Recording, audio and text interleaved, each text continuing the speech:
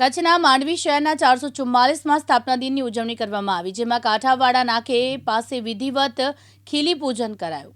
માંડવી શહેરના 444માં સ્થાપના દિન નિમિત્તે વિધિવત ખાલી પૂજન કરી, જેમાં સ્થાપના દિવસની ઉજવણી કરાઈ। નગરપાલિકા પ્રમુખ હરેશ વિજોડાના હસ્તે તોરણ વિધિ કરાઈ। ઉપપ્રમુખ જોશનાબેન સેંગાણીના હસ્તે વિધિવત ખીલી પૂજન કરાયું। શાસ્ત્રોક્ત વિધિ સંજય જોશી દ્વારા કરાવી હતી। तो पहले तो 444 स्थापना दिवस है, तो बधाने शुभकामनाओं पाठवुं छुं। पूजा अर्चना करी अने स्थापना दिवसनी उजवणी करवामां आवी छे। आप जाणो छो ए प्रमाणे एक आपणे शहेरीजनो माटे फूड माटे एक बगीचामां आयोजन कर्युं हतुं। एमां धारासभ्यश्रीए खुल्लो मूक्यो हतो अने 3 दिवस माटे आपणे लोकोने त्यां अने नारी शक्तिने वंदन एवी महिलाओ आपणी गृह उद्योग चलावे छे, एमने पण प्रोत्साहन मळी रहे एना माटे आ बधुं आयोजन कर्युं हतुं। अने मांडवीना विकासनी वात छे तो 444માં स्थापना दिवस निमित्ते आपणे जणावुं छुं 445માં स्थापना दिवसमां त्यारे आपणे प्रवेशुं त्यारे स्मार्ट सिटी तरफ आगळ वधी रह्या छीए।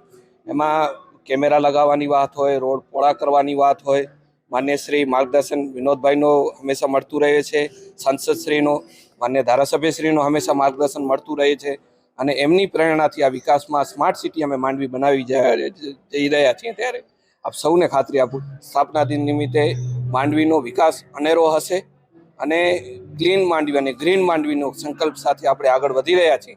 ત્યારે નાગરિકજનોને પણ હું વિનંતી કરીશ કે સ્વચ્છતા રાખવા માટે માંડવી નગરપાલિકા માટે અમને પ્રયત્નબદ્ધ છીએ, પણ નાગરિક પણ એટલા બધા પ્રયત્નબદ્ધ બને અને જાહેરમાં કચરો ન ફેંકે એમની પણ આપ ચેનલ મારફત નાગરિકોને અપીલ કરું છું।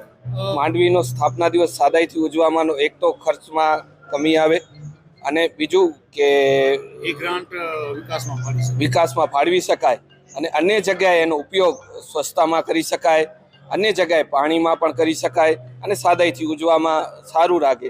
અને આજે ઉપપ્રમુખશ્રીએ બેને અહીંયા પૂજા અર્ચના કરી અને નારી શક્તિના દિવસોમાં અત્યારે મહિલા સ્થાપના દિવસ છે, એટલે એમને પણ નારીઓને પણ આગળ કરવા માટેના પ્રયત્ન કરીએ। અંકુર ભટ્ટ, દિવ્યાંગ ન્યૂઝ, માંડવી, કચ્છ।